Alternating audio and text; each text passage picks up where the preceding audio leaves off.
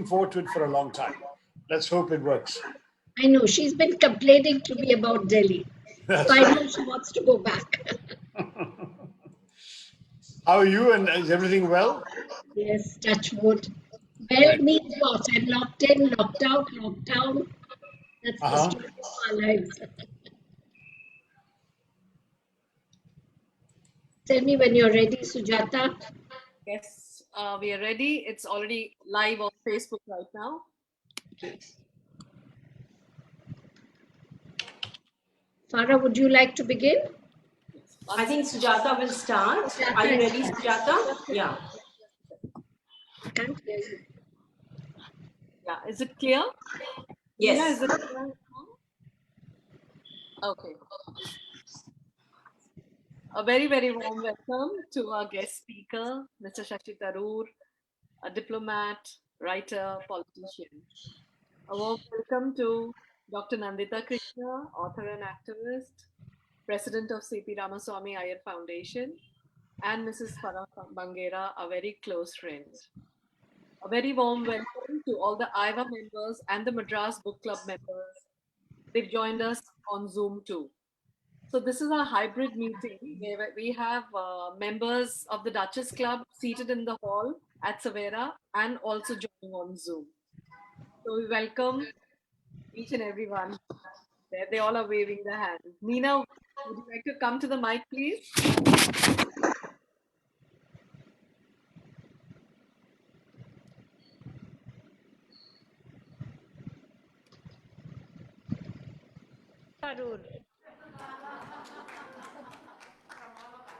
I think Duchess Club has again got lucky. I couldn't have thought about a more apt occasion for Mr. Shashi Tharoor to be with the Duchess Club, right? Around Valentine's time, girl. That's great. Extremely grateful to Nandita Krishnan for making this happen. I think without her, I'm sure we would not have been able to get even that this close to Shashi, right? So thank you, Nandita, for everything. It's my loss that I'm not with you all. Okay. Just to tell you, Shashi, I'm also Aryama Samandhi, right? Oh, wonderful. Yeah, and I remember the only time I saw you was at my daughter's reception at Delhi. And there was one man who was standing out. He was the most handsome man. Then guess who? Shashi Tharoor. How sweet of you. Thank you. The most dashing man there. And thank you very much for being with Duchess today, and really grateful. I know you're very, very busy. I heard from your secretary, Koshi, that very busy schedule, but thank you very much for making time for us. Thank you so much. And love to my dear friend, Sayeda Farah, for making it happen. Thank you. Let's look forward Thank to you the so grand. much. Much appreciated.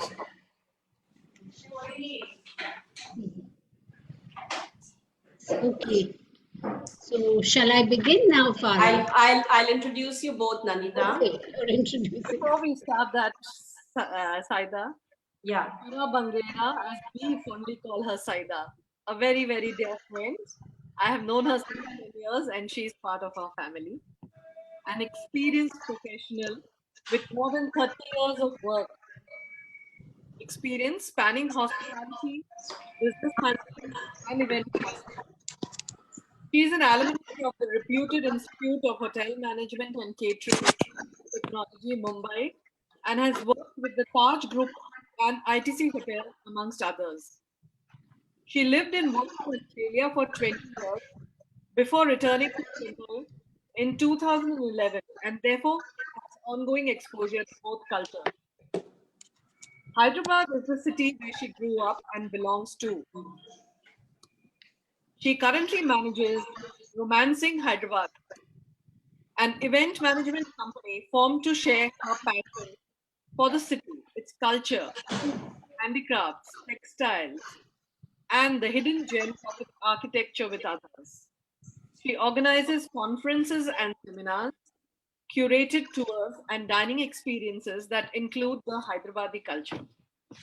She's an avid reader, and some of her passions are traveling, yoga, trekking, and Indian classical music. On a personal note, Saida, as she's fondly called, is a childhood friend of Mrs. Reena Reddy. She is the least judgmental person we know. She has an objective view of most issues around her and does not get perturbed by anything. We call her the cool chick. We welcome you, Farah, Saida, and please continue from here. Thank you. Thank you so much, Sujata. Thank you. Dr. Shashi Tharoor and Dr. Nandita Krishna, on behalf of the Duchess Club, I am delighted to welcome you both today to this interactive evening discussing books and ideas. Dr. Shashi Tharoor needs no introduction. I doubt there's anyone here who does not know about him, but I'll do the formalities anyway. Dr. Shashi Tharoor is a politician, a best-selling writer, and a former international diplomat. He graduated from St. Stephen's College, Delhi in 1975 and obtained a doctorate in international relations and affairs from the Fletcher School of Law and Diplomacy, Tufts University, in 1978. He began his career in the United Nations in 1978 itself, became the UN High Commissioner for Refugees in Singapore in 1981, and later UN Under-Secretary General for Communications and Public Information. He resigned from the UN in 2007 and contested for the post of Member of Parliament from Thiruvananthapuram, Kerala in 2009, a seat he has successfully held for nearly 3 terms. Currently, he is chairman of the Parliamentary Standing Committee on Information Technology and All India Professionals Congress. Dr. Tharoor is known for his eloquent speeches. His speech attacking British colonialism, delivered at the Oxford Union in 2015 in a non-fiction work, resulted in a non-fiction work, An Era of Darkness, which gave him the Sahitya Academy Award in 2019, has sold over 100,000 copies and has been groundbreaking, forcing a British defense of their history and actions in the Indian subcontinent. He's a prolific writer, known for his wizardry with words, having written 22 books, both fiction and non-fiction, and several newspaper and magazine columns. He was 10 when he wrote his first adventure novel. His great Indian novel has had 23 reprints and is a magnificent adaptation of the Mahabharata to the politics of India's freedom struggle and the Congress politics of Mrs. Indira Gandhi. His books cover economics, history, governance, and politics, both Indian and international. His latest books are The Battle of Belonging and Tharoorasaurus, a fun-filled collection of impossible words and interesting anecdotes behind them. Dr. Tharoor, on a personal note, I have to confess that this is a huge fan moment for me. In around 1992, a friend in Melbourne lent me your book, The Great Indian Novel, which I have subsequently bought, and I was hooked. It's absolutely brilliant. And I'm glad that we are on Zoom today and that I'm seated, so I won't swoon and make a fool of myself. I happen to know I'm not alone. There are many others in the audience who feel the same way. So thank you for being here with us, and we look forward to a wonderful evening with you. Thank you. I'm delighted and I'm looking forward to it too. Thank you for the very kind words. Thank you. Dr. Nandita Krishna is a historian, environmentalist, and writer based in Chennai with a PhD in ancient Indian culture from Bombay University. She has been a professor and research guide for the PhD program of CPR Institute of Indological Research, affiliated to the University of Madras. She is president of the CP Ramaswamy Iyer Foundation and founder of its several institutions and schools. She is the author of 23 best-selling non-fiction works on religion, culture, and environment. Nandita and Shashi Tharoor were childhood playmates in Bombay and have remained close friends over the years, despite differing political ideas.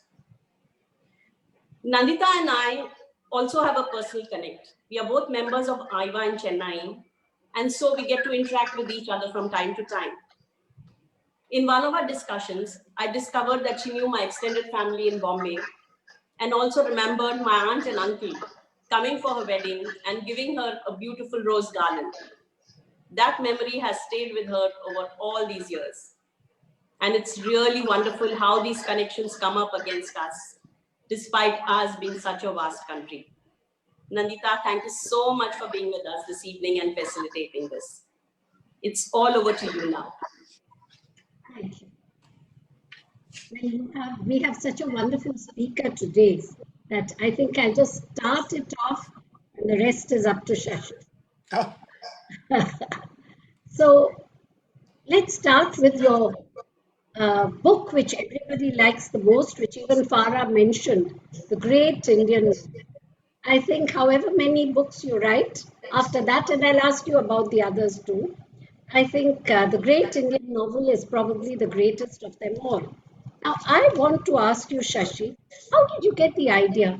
All through history, we've been saying Indian politics is like the Mahabharata and so on, and yet you managed to adapt such a complicated book like the Mahabharata, which has 18 books, huge volumes, into a novel with Congress and Indira Gandhi. Tell us about it. well, it actually is an awfully long time ago, but I do remember this fairly vividly. I was, I was an avid reader all along, and I was reading. May I request all those who are not part of this conversation to mute their mics? There's an enormous amount of disturbance because so many other mics are on. If everybody could mute their mics except Nandita and me, it would make for a much healthier environment. Please, a lot of noise coming in. All right. So to answer Nandita, I happen to be reading, as it happens, P. Lal's so-called transcreation of the Mahabharata. And I was struck by the liveliness of the language and the immediacy of the narrative. It almost struck me that this was a story that read as if it could have been written today. I mean, today at that point was 1987. But anyway, and I said, for 800 years at least that we know about, the story of the Mahabharata was told and retold. There were interpolations added, anecdotes added to reflect the great events of the time, to convey didactic messages to the people, to interpolate hagiography about the great rulers. All of these stories kept coming in. And then suddenly, after about 800 years, somewhere around 400 after Christ, we just stopped telling the story. And I asked myself, why do we stop? What would be the case, I asked myself, if we were retelling the Mahabharata today? What would be the great events of our time that we would want to tell? Because in many ways, the Mahabharata was, in Rajaji's memorable phrase, it was the National Library of India, because every story was put into it. And therefore, what would be the great stories if I was writing, if I was Ved Vyas in the late 1980s? And obviously, the story of the 20th century in India was the story of our nationalist movement, the freedom struggle, and the immediate challenges and disappointments of the first few decades after independence. And so I said, look, let's try and do this. And I started writing. It was actually without any planning, any schema. I know it seems unrealistic that I would even launch into such a thing, but I did it almost for the heck of it. And I wrote the first 32 pages, just for myself for fun. Then I put it aside. I was working full time in the UN. I was doing writing in the evenings. I had two small twins who also took up some of my waking hours at night. But then one day I remember my brother-in-law coming visiting, and I was working in my study, and he was sitting in an armchair behind me, and he idly picked up this manuscript and started reading, and I could see he was absolutely compelled. He kept going. He reached that last 32nd page and turned it looking for more, and he said, where's the rest? So I said, there isn't any. He said, you've got to write this. It's fabulous. So emboldened by this inspiration of a supportive reader, I started writing. And I must say, I found myself carried along with the flow, enjoying myself.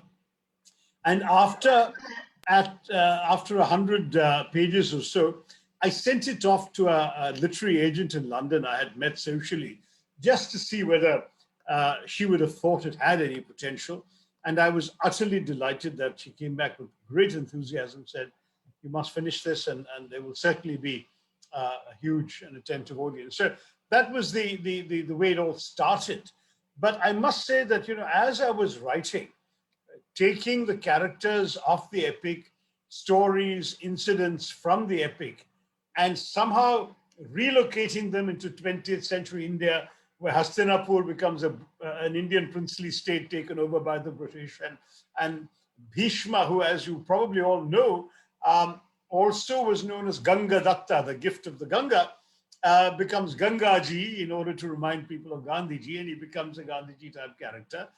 And I was weaving the narrative in and out, but as I reached independence time, it became very difficult to sustain as a novel. In other words, the evolution, the natural evolution of the characters seemed to work up to then, but then it became challenging. So what I did was, I gradually converted the characters into walking metaphors. So that, for example, Draupadi is the progeny of an illicit relationship between the blind, visionary, nationalist Dhritarashtra, who's the first prime minister of independent India, and the wife of the viceroy. And Draupadi is therefore a product of British colonialism interacting with Indian nationalism. But because she is illicit and cannot be acknowledged, she's given away to be adopted by a low-caste servant called Mokrasi. So she's Draupadi-mocracy, and she becomes a metaphor for democracy, and everything that happens to Indian democracy happens to her. And that kind of thing. So the five Pandav brothers are symbols of the five pillars, the five husbands of Indian democracy, in that Yudhishthira represents law and justice, and Arjun represents the free press and the spirit of public opinion.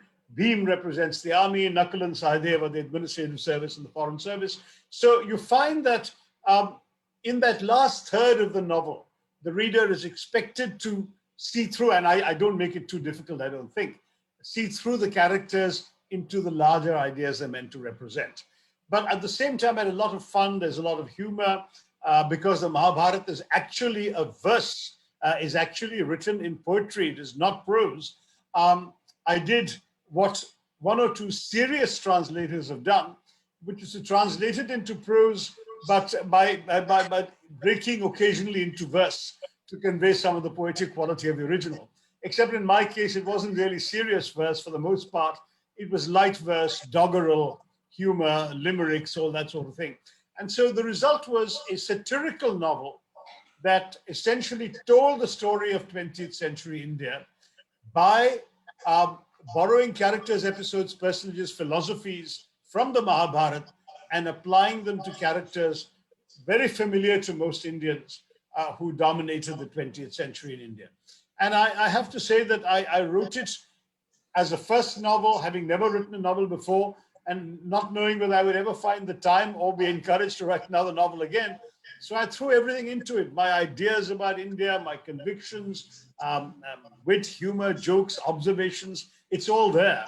And the result in many ways perhaps has exceeded my own expectations. And then not only was the book very well received, published internationally in England and America, as well as in India, published in translation in many European languages, but it also went on to win a lot of awards. And as you say, it's continued to be read. I'm gratified to say it went through some 52, 53 editions. Then they reprinted it again for a millennium edition. That sold out. Then they did a 25th anniversary edition of it in 2014. That's now in its 23rd printing. So the book has really, I'm always delighted when I see young people who weren't born when the book was written coming up to me at book events and asking me to sign it. So it really has been, for me, a particularly gratifying success.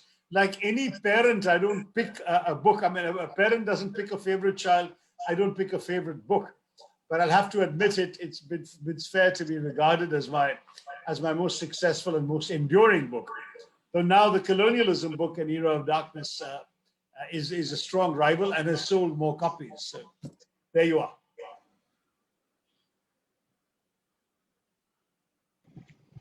I was coming to that because that was my next question. You know, were you asked to speak about the British in India, or did you choose the subject? And of course, that led to an era of darkness, which is really a magnum opus. Well, actually, Nandita, that's quite another. I mean, all of these things tend to be some of the biggest things you do in life are quite accidental. I was going to the UK anyway for the Hay Festival of Literature, which I had been a fairly early and fairly regular participant. And, and I always take a few days extra because I have a sister and nephews in London, so I stay with them and so on. And um, Oxford Union happened to write to me saying they were having a debate on the subject that Britain owes reparations to her former colonies and would I speak. And they don't normally pay for you to fly all the way from India and so on. So I probably would have declined were it not for the fact that it was happening a few days, I mean, in fact, a couple of days before I was due to appear in Hay anyway. So I thought, why not do this? My sister said, I will drive you to Oxford and we can drive from Oxford on to Wales. So you can actually do this on the way to your commitment at Hay on Wye. So I said, fine, why not? And I went in a very cheerful spirit. You know, it was, we were supposed to have 8 minutes each. In the end, I ended up having a little more because fortunately, the organizers enjoyed my speech so much they forgot to ring the bell. But nonetheless, you don't prepare too much for 8 minutes. So I jotted down a few points on a tiny scrap of paper that fitted into the hollow of my hand. And I went out there. And they asked me to be the last speaker on the opposition side. I'm sorry, on the proposition side, that is proposing that Britain should offer reparations. Now, I actually was not particularly convinced about reparations myself. I have always felt that the enormous toll exacted by British colonialism on India, on Indian civilization, on India's economy, and so on, could not be quantified in any meaningful financial sense. I always felt that any reasonable sum of reparations that could be paid would not be enough to match the damage done. But if you actually calculated the damage done, it could not be paid because the money would be insanely high. And therefore, I thought reparations were not the point, but it would be a good opportunity to just let go of some of my bugbears. I'd been very irritated as a reader over the last 10, 15 years before that to see all the books coming out of England and succeeding even in America, where I was living, working for the UN, extolling the British Empire. Neil Ferguson talking about how India was equipped to succeed with globalization only because the empire had prepared it for it, and Lawrence James calling the British Empire in India the greatest act of altruism in human history, and all of this utter balderdash, which the apologists for colonialism had put out. And so I thought, here is a chance, even in 8 minutes, to give a few corrective points. So as I said, I went with a scrap of paper in my hand with a few corrective points. And since I was the last speaker for the proposition, I had 3 of the 4 speakers of the opposition before me, and I was able to listen to them and quickly scribble down some of the things they said that I could react to. And then I converted my speech essentially into a rebuttal of all the arguments for British colonialism. And once that was done, as you know, it did go on for a little more than the 8 minutes I was allotted, but it was such a success with the audience that they have this old-fashioned style of voting in Oxford, where the audience has to file into a division lobby. There are 2 rooms off the main hall, and if you are for the proposition, you file into one room. If you are against the proposition, you file into the other. Somebody comes and does a head count. So many people wanted to file into the lobby for the proposition. There was not enough physical room for them, and they had to count the room, then let more people in, count the room, then let more people in, with the result that the official reception after the event was delayed, and it was a huge success. Anyway, I didn't think much of it. I had fun. I went on to Wales, where I've already forgotten what I spoke about at Hay on Wye. But this Oxford speech then went up on the internet a couple of weeks later, when I was already back in India. And as is my wont, I actually tweeted it, saying, here's my speech on the subject, etc. I just couldn't believe the reaction. It just completely took off. Within 24 hours, 3 million people had downloaded it. It just somehow seized the imagination of Indians. And within a short while, my publisher telephoned me saying, you've got to make a book out of this. I said, wait a minute, why make a book out of this? Because surely everybody in India already knows what I said. And he said, listen, if everyone knew your arguments, your speech wouldn't have gone viral. So that seemed logical enough. And so I said, all right, I'll write a book. But I'd bitten off more than, because it's one thing to have a few arguments for an 8-minute speech, quite another to do the research, to substantiate it, back it up, to also try and catch up with the state of the art in terms of contemporary research on all these issues, and then to structure a book that can be adequately supported, footnoted, stand up to scrutiny, to critics, and all of that. So it was an enormous job, and I found myself collecting a lot of material. I enlisted a couple of researchers to dig up things for me that I didn't have time to go and look up from academic journals and so on. And fortunately, His Majesty the King of Bhutan very kindly said, anytime you want to write, I'll give you one of my cottages. A mini palace is what it turned out to be. Out in the hills, you'll be cut off from anyone else. No one can reach you. You can write in peace. And that's exactly what I needed. It was a bit of a risk for a politician to do that. But 2016 summer, I think July, I think I was 2 years into my second term. I thought I could take 2 weeks away. I went off for 2 weeks. My SIM card in India, my Indian SIM card didn't work. No one could reach me. And I just read and wrote 18 hours a day.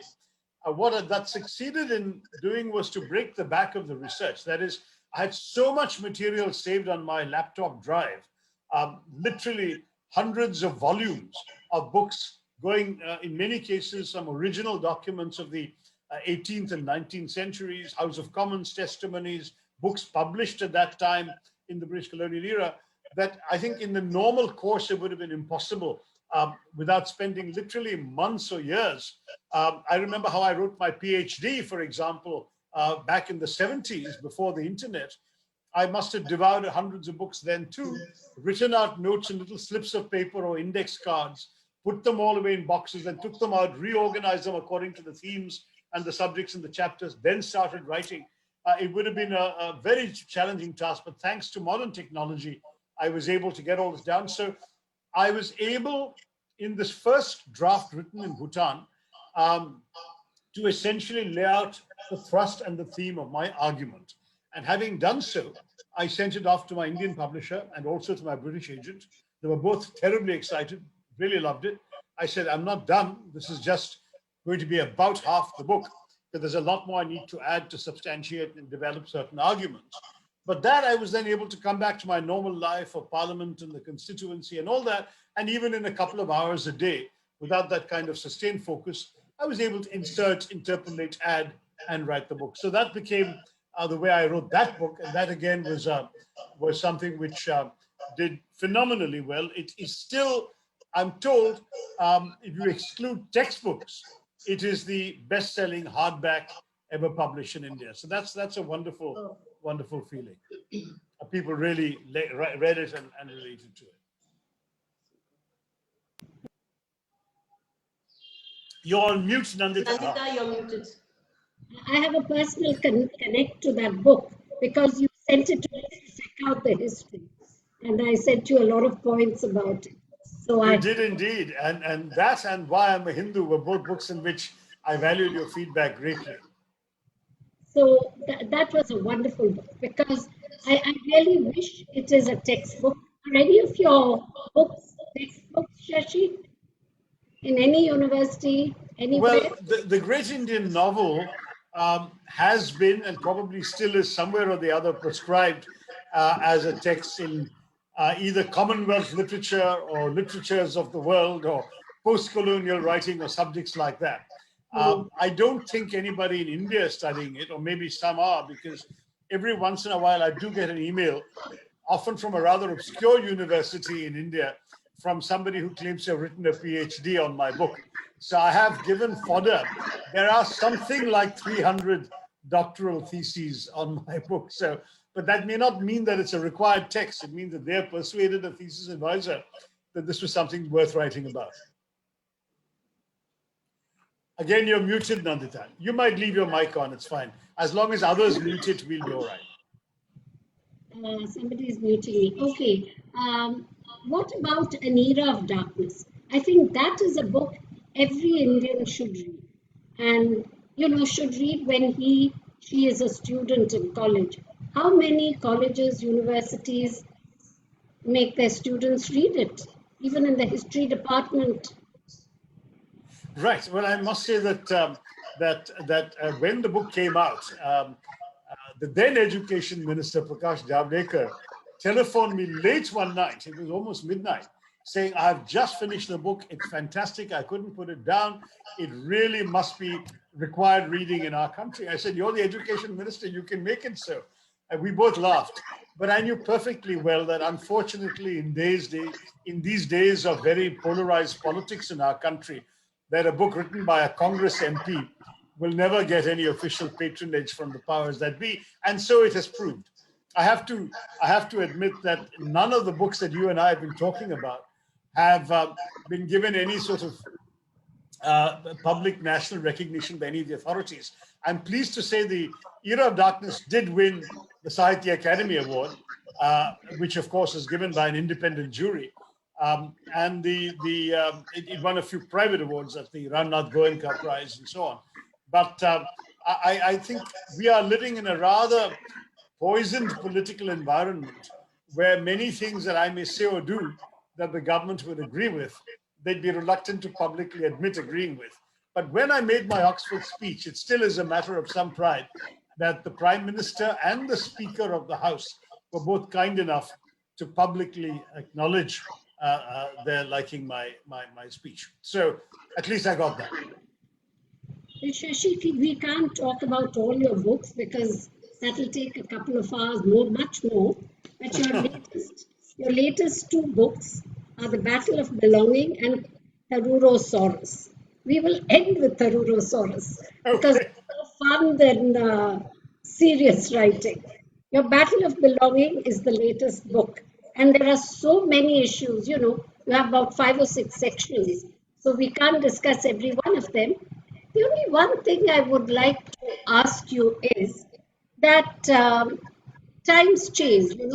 Today the constitution is our samhita, our shastra. But once upon a time we had Manu Samhita, we've had Patanjali, so many which have come and gone. And so, do you think the constitution is a living document or an inadequate document? It has been changed so many times. Within the very first amendment was in 1951, which effectively abolished the right to private property.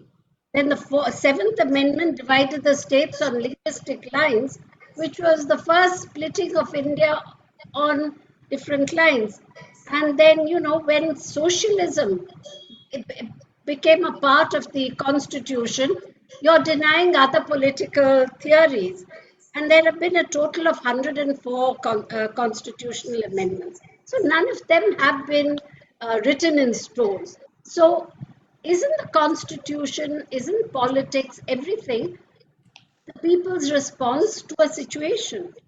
Or That's an that's an absolutely fair point, Nandita, because essentially, you're right. It's a living document. It's one which has been amended 100 times, and therefore one cannot say it's sacrosanct. But if you can look at what's been amended and what's not been, you come to the so-called basic structure doctrine that has been enunciated by the Supreme Court. And the basic structure doctrine, as you know, essentially says you can amend pretty much anything, but some things you can't that are key to it. You cannot suddenly declare ourselves not to be a democracy.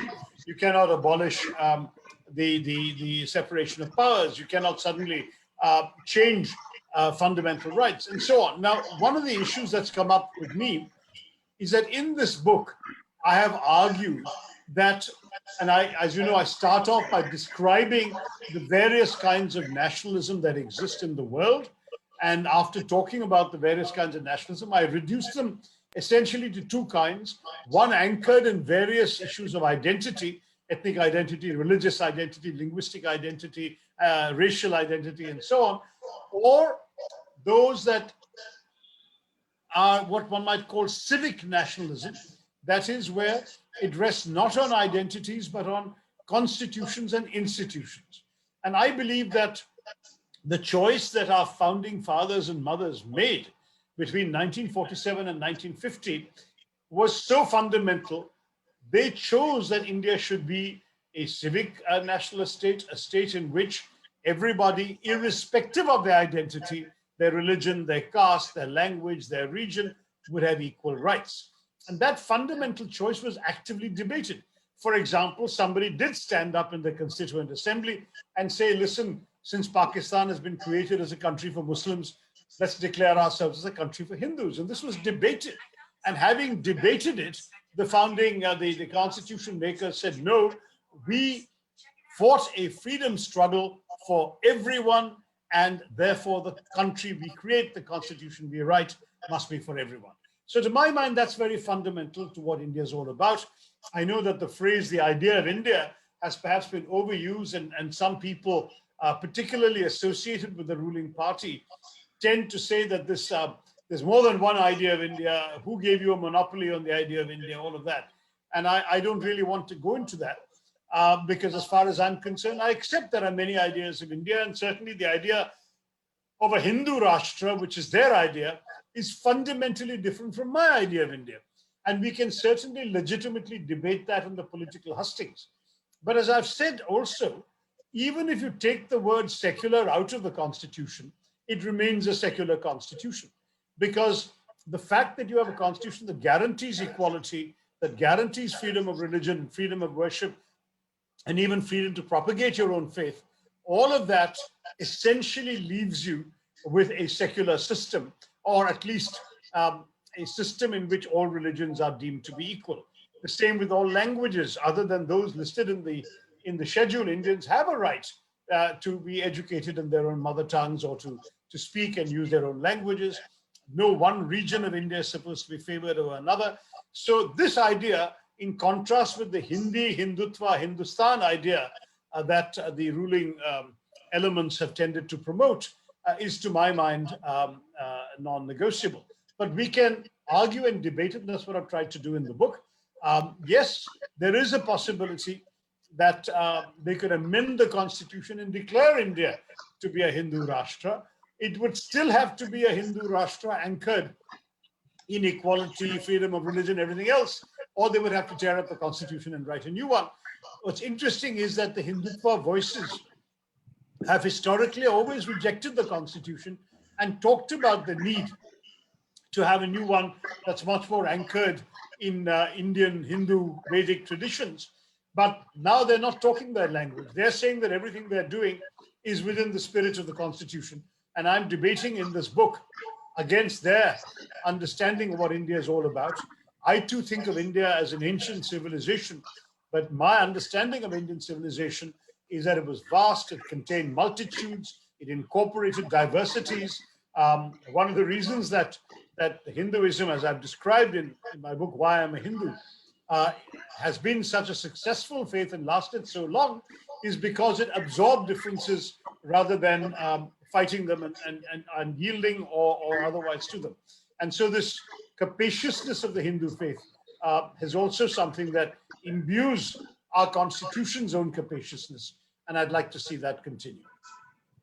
Shashi, I agree with you that the constitution says all this, but it's the same government, the same party, which after saying everything must be equal, removed it. And I'll tell you how they did it. Now, when we were growing up, I had a vague idea that you spoke Malayalam at home.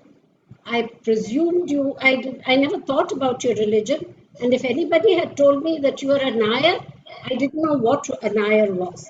That's how we grew up. We knew nothing about each other's religion or caste or creed or anything.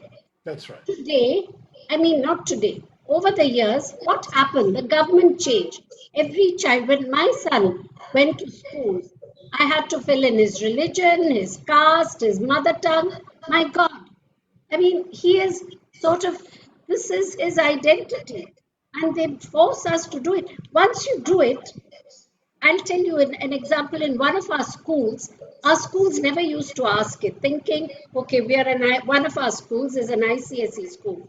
The state board schools were forced to ask these questions. But the ICSE never did. Then we were told we had to. Two scheduled caste parents came to us and said the reason we put our children in your school is because you never asked these details. And now That's why right. are you doing it? They're very upset. Now, I think the minute you do that, the teacher says, okay, this child is from my community, my language. The children start knowing about each other.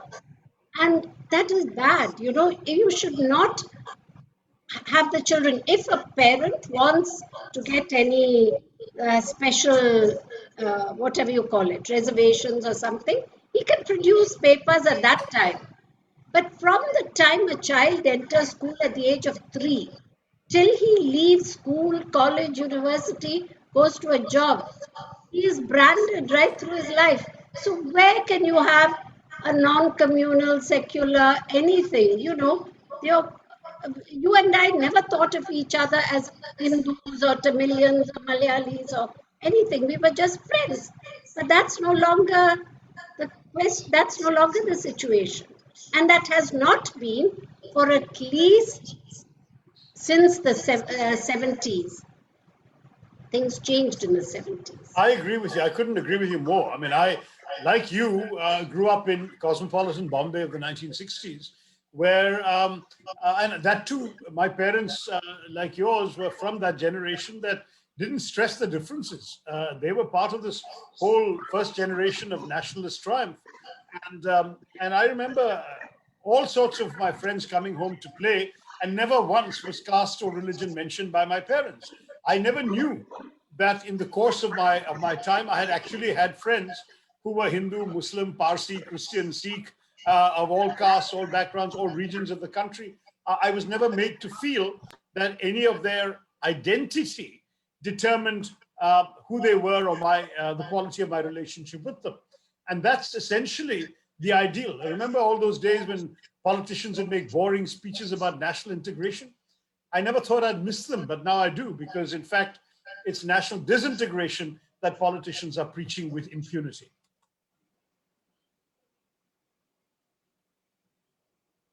Sorry.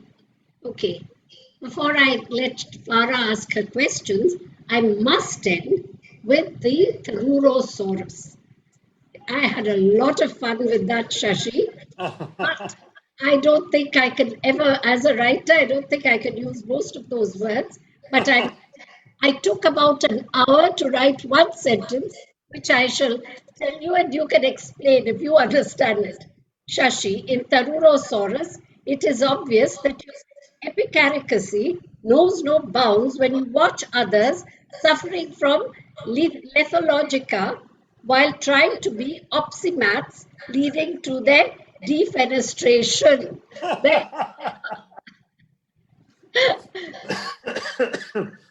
Well, epicaricacy is taking malicious pleasure in the misfortunes of others, which is something I never do, I assure you. That book does. Lethologica is being at a loss for words, not being able to recall the right word. Optimats are people who are learning late in life. And what was your final defenestration is literally to throw someone out of the window. So to jettison a person, an idea, whatever it may be, is to defenestrate them. So you're suggesting that I am taking malicious pleasure out of other people not being able to recall difficult words that they're trying to learn late in life, and I'm throwing them out of the window. I promise you, I'm not at all like that. I love talking to people in whatever words they find comfortable using and hearing. Which is agathocacological flossinausimilification. I'm sure I'm pronouncing it wrong. Agathocacological simply means a mixture of good and evil. Ours is an agathocacological world. And flossinausimilification is Wow. merely the act of estimating something as worthless, something or someone. So when I published my book, The Paradoxical Prime Minister, in order to draw some attention to its existence, I tweeted, I want to assure you all this is more than just a 500-page exercise in flossinausimilification. And that, needless to say, got talked about and people looked it up. And so that's how the book got the attention it got when it first came out. Farah? Thank you, Nandita. So, Thank you, Dr. Shashi. Yes. So Dr. Tharoor, there are a few questions that I have collated and our members have sent in, but I'll start off with a personal one. So what made you think of politics? You Well, came back after many years and a very successful career abroad, which is fine. But then you joined politics when most people run in the opposite direction. that's true. It's not that your family is in politics, so it's not hereditary. No. And we all know politics is a dirty game. You've said that yourself in your book, True. Battle of Belonging, where there's a visible criminal presence, and we all are aware of that. There is no minimum education. So what was your pull, and what has your journey been like? Well, to be honest, Farah, I sort of stumbled into it. I didn't expect to. First of all, for the reason you mentioned, I don't have a family pedigree in politics.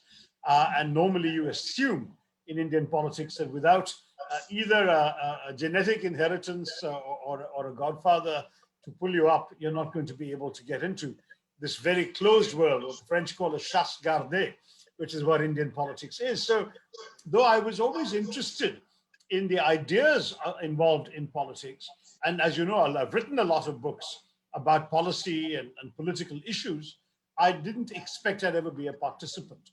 And I'd spent 29 years working on the global international stage, met a lot of international statesmen and stateswomen, presidents, prime ministers, and monarchs, literally in small rooms with 3 or 4 of us, and really could understand in many ways that most of them are really no different from you and me. I mean, they just happen to be in those positions, but there's nothing that magical, mystical, or unapproachable about them. If they can do it, we can do it too.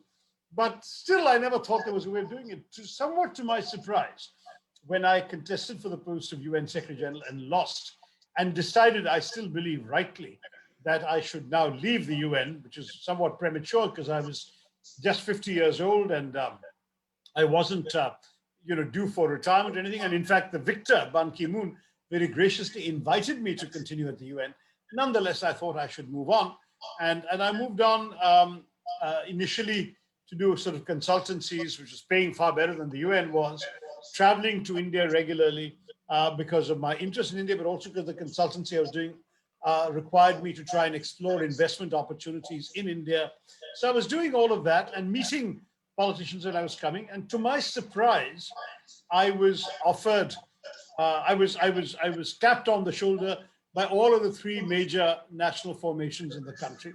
A former minister in the Vajpayee government came to see me in New York even before I'd left the UN and said, come and join us. The Kerala communist government, a couple of ministers spoke to me and said, would you be interested in joining us? And in both cases, I was a bit mystified because I could only conclude that they hadn't done much reading, because the BJP would know that I had articulated for many years my opposition to their bigotry as a political agenda. I had been a strong, I'd written in strong condemnation of many of the things they basically stood for. And I'd been equally condemnatory of the political agenda of the communists. So I had no idea why, on the economic agenda too. So I had no idea why they thought I might be sympathetic, possibly because my columns in the Indian papers had shown me out to be fairly fierce in some of my views, and each could find somebody, some views that they would agree with. But when the Congress asked me, I was much more tempted, because the Congress was no longer the Congress of which I had been a staunch critic in the 70s and 80s. After the liberalization of 91, it had abandoned some of the economic dogmas that I had criticized. And in the course of the rise of the Hindutva movement, it had demonstrated itself to be a staunch defender of secular values and freedoms, which I thought were precious to uphold in India. So for these reasons, that was the most congenial. So I said, why not? I had no idea what I was getting into, because I'd never fought an election. I'd never even witnessed an election, because I left India at the age of 19. And I had never even seen, I never even voted in an election until I became a participant in one. But I'm glad the Congress Party took a chance on me, because I felt that in a democracy, the one way you can make a difference for your own people, as opposed to making a difference for the abstraction that is humanity as a whole, is by getting involved in politics. And I thought if people like me stay away from politics, then the middle class, the educated, urban professional community, and so on that I identify with would continue complaining and bitching about the politicians because they get the politician they deserve since they don't seek to be in politics themselves. So I said, let me try and put my feet where my mouth was and my writing was. I had, in fact, one of my columns in the Times of India or the Hindu, I can't remember which one, in the first decade of the century was about how in America, I think 7 of the previous 8 presidential and vice presidential candidates had all been products of Ivy League universities. Whereas in India, with the exception of Manmohan Singh, who'd been to Oxford, nobody in high office had ever had a worthwhile education. And I'd written a column saying that. And here I was, as a quote unquote educated Indian, being given a chance to actually do what I was holding up as a model to be admired. So I said, let's try. It was the hardest thing I ever done, those 3 weeks of campaigning in 2009, the hottest day of the year, not just 18-hour days. On 3 or 4 occasions, there were 23-hour days where I would collapse exhausted at 3 a.m. and have to wake up at 4 to start again at 5. It was just utterly exhausting. I was fairly slim at the time, but I lost even more weight at that time because I was so completely worn out. But at the end of it all, I won with a record majority. And I'm proud to say the voters of Thiruvananthapuram have brought me back 3 times. It's been hard. The first year was not only the first election, but the first year after winning was very rough because I was simply unprepared for the amount of viciousness that was promptly unleashed. A lot of people saw me as an interloper, as somebody who was a misfit, as one magazine cover called me, as somebody who didn't belong in the world of Indian politics. So many lies were told about me. So many things I said were distorted and blown up into controversies that they should never have been controversial. So many things I said were malicious and distorted. Finally, I ended that first year in politics by actually resigning my ministership. But I'm pleased to say I didn't give up. I plugged away. I toiled away in my constituency. And a couple of years later, I was back in government again as a minister, but meanwhile having earned the credibility in my constituency that was to stand me in good stead in future elections. So sometimes, you know, all these nasty things turn out for the best, but I've been through all the Agni Parikshas that one likes to talk about in the classical texts. We admire your courage because it just does need that courage to do what you have done. Thank you. So I'll come to something again that you've spoken about, India versus Bharat.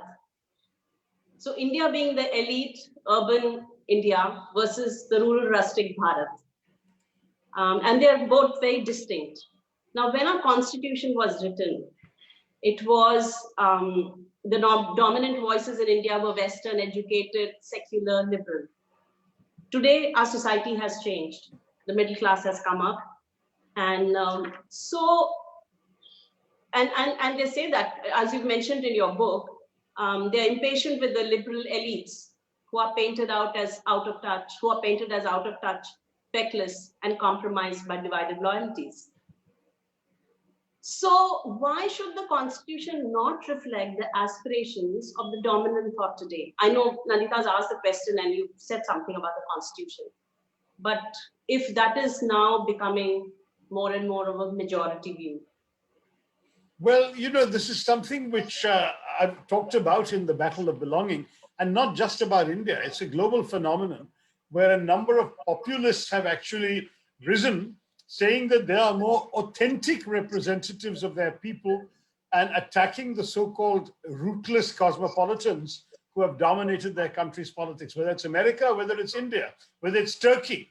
You find the same sort of phenomenon. Even in England, Brexit is a reflection of that sort of attitude. So what you're seeing in many ways is a current that's global, where a populist backlash against cosmopolitanism and against what they would disparage as elitism is widespread. Now in India, it's turned out, you know, the message of many of those who voted for Mr. Modi and those who campaigned for Mr. Modi is these people who are not genuinely Hindu or are even anti-Hindu in their vocabulary, these people who speak English rather than Hindi, these people who don't identify with what we consider precious, why should they be ruling our country? It should be us. And that sort of thing, you're right, has apparently appealed to 37% of the voters in the last election and 31% before that. But to cut a very, very long story short, I do believe that 63% of the people are waiting to be mobilized against that attitude. It's just that we have a very divided and fractious polity where so many parties divide that 63% vote that the 37 wins essentially a sweeping majority in our first past the post system in Parliament. But I would argue that there is still a battle worth waging, and that's what I'm trying to do in my political life. I realize the clock is ticking and I won't have a lot of time to be able to try and pull it off, but I intend to do my very best. And, you know, a lot of what we do is a reflection of the party we're in, the organizational vehicle we're stuck with, the leaders we are working with, and so on. And so not everything would be to everyone's taste. But for me, politics is above all about ideas and principles. And the ideas, the values, the principles that I've believed in from the days of my upbringing and my schooling are the ideas, values, and principles I defend, irrespective of whatever flaws may exist in these sort of structures through which I have to pursue these ideas. I think a lot of us also believe in the same. I'm just trying to be the devil's advocate. So but I'm afraid this will have to be the last question because my next meeting is already pouring at the door. Okay, I'll ask you just one last one. You have said that the Kashmir episode was a reminder that constitutional promises made by governments should not be broken. Okay, that's absolutely true. And you have also brought up, you have lamented the continuous weakening of the important pillars of our democracy. Example, the legal system, the press, the CBI, etc. But this has started long before the current government came into power. And I did see what you told Nandita, that when you joined the Congress, it was a very different Congress to what you had criticized. But having said that, they are still not opening up to the younger, aggressive leaders who may come up and who, you know, who want to be there. It's just the support of one family. And therefore, question one, did they fritter away their opportunity to be a viable, strong party? And now, have they abdicated their responsibility as opposition? Because if they're not getting the kind of, if even people like me and Nandita, we were having a chat before, who have been traditional supporters of the Congress, are really disappointed at what's going on. And this is the time we really need a strong opposition of all the times, I think. I think so, because the fact is that, you know, in any country that calls itself a democracy, it's unhealthy to have just one dominant view that dominates everything, dominates the media, dominates judiciary, dominates parliament, dominates public spaces, and essentially leaves very little room for anything else. I'm appalled by many of the things that are going on in our country in the name of our democracy.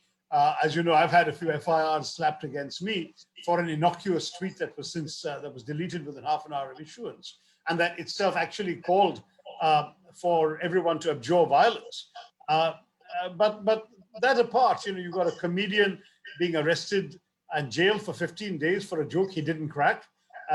You've got internet being snapped around Delhi because the farmers were using it to get their message out, and so on and so forth. These are not practices that I ever expected to see in the democracy in which I grew up in. And I believe, therefore, that there is a moral urgency to continue to fight for the right values. I believe there are many in the opposition who feel that, Farah, yes, the institutions have in many ways been hollowed out or compromised. And that makes it much more of a challenge for us, because when the institutions that we can rely upon to be independent and neutral may not always perform in that way, the battle is that much harder to fight. But I do believe that our country is fundamentally by nature an accommodative, inclusive kind of country, a country in which people would rather get along with everyone else despite obvious differences. Swami Vivekananda always preached the acceptance of difference as key to his understanding of Hinduism. And to me, it's key to my understanding of democracy. We just have to let others be themselves, so long as they don't interfere with our right to be ourselves. And on that basis, there's room for all sorts of beliefs. I certainly believe that the opposition still has an important role to play, and I'm going to do my very best to continue to play it. Thank you. I apologize. I see that on the chat, which I've just opened, there are literally dozens of questions come in that I have not had a chance to read or respond to. I'll pick one out at random, which seems a good one to end on. Kannan Chakravarti asked, do you wish to be known as politician, writer, or writer, politician? I think the answer is very clear that while I'm in politics, it does take precedence over anything else, and that I write in the time that I can carve out from fulfilling my duties to my constituents, to my voters, and to my politics. But I'm already a former minister. One day I'll be a former MP. I hope never to be a former writer. So that ultimately will be, I hope, the epitaph. Thank you all very much. It's been a pleasure. I'm sorry that I couldn't be at the Severa Hotel with all the duchesses, but one day it'll be wonderful to see you all in person. And thank you so much for having me on your Zoom. We look forward to that. Thank you. Namaskaram. Jai Hind. I'll just hand over to Anu Agarwal to just thank you formally. Sure. And we go from there. Anu?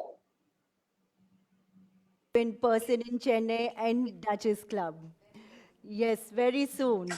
And that was, wow, a very engaging and an informative evening. And I take this opportunity on behalf of the Duchess to thank Shri Shashi Tharoor ji, our most charming guest speaker of the day. And thank you, sir, for taking out the time from your busy schedule to address the Duchess Club.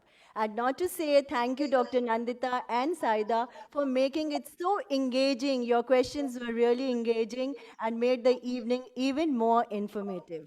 And not the least, thank you, Sujata, and our team at Savera for all the technical support given to us. Thank you so much. Jai Hind. Thank you. Can we, Meena, Rati, Anu, all on the screen, please? Come closer to the mic, please. Just look at the camera. Can you come closer towards the computer, please? Yeah. Yeah. Can we see take that? a picture, sir? Sure. Yeah. Thank you. 1, 2, 3. You might want to highlight the Severa ladies on the main screen. Yes, That I'm way going to just... they'll be more visible.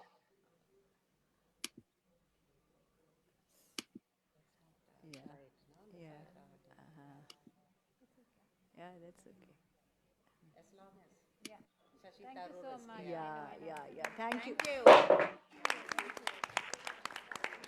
Thank you all. Thank you, Dr. Tharoor. It's been a pleasure. Thank you. Take care. Good now. Okay, short and sweet. There. Thank you. Thank you, Dr. Nandita. One second, I'm unmuting you, Doctor. Thank you, Farah. Thank you, Sujata. Thank you, Sujata, for managing Really sorry, Dr. Nandita, I needed to mute you because there was some disturbance in the mic which was coming when Shashi was talking. Oh, okay. Yeah. No, because his secretary was sending me messages. Yeah, and So- everything else was muted because it was just muted. They can't unmute themselves. Yes, Sharda Srinivasan, you can unmute yourself. Amita, you can. I just wanted to say hi to Nandita. Hi, Surabhi. How are you? You all right? Nice to have a chance to hear you and see you. So lovely. I know it's stuck to that. That's cousins. We have to meet virtually. Yeah. So This is Dr. Sharda Srinivasan, who is in NIAS, Bangalore. She's an eminent professor, Padma Shri, so on. yeah, I'm today in a bit of a it's a bit of a messy household look, but I just want to say hi to Nandita class. Anyway, it was a lovely event. Thank you for all of you. It was good to, join you all. Thank you. And I love to Chiniamma. Yeah, I'll do that. And how is the grandchild doing? Lovely. Give my love to your husband I'll and do that. Dacia. Take care, ma. Thanks. All of you can get your videos. Nandita, thank you so much, Nandita. Thank you for making it happen. Rati speaking from Bandera Hotel. Thank you so much. Okay. Nandita and Saida, both of you. Farah, Thank I you, ma'am. didn't know who they were talking about. I never knew your name was Saida. They kept saying Oh, yeah, we call her Saida. Farah, yeah, we call her Saida. Nandita, there's a very funny story behind that. So my name is Sayyeda Farah, and I was called Farah till I joined secondary school, and my teacher couldn't pronounce Farah. So Oh she my God. said, "What kind of a name is this that your parents have given you? This is no name. I'm going to change it. You have one more name, Sayyeda, so I'm going to call you Sayyeda." And this was in 4th class. And we just accepted things as they were. I never said, no, that's not, my name is supposed to be. So all my school friends call me Sayyada. And Nina is one of them, as you know. Oh, But other than my secondary school friends, my primary school teachers, my work, my college, my family, I'm Farah to the rest of the world. so that's why at the beginning I didn't know what was happening.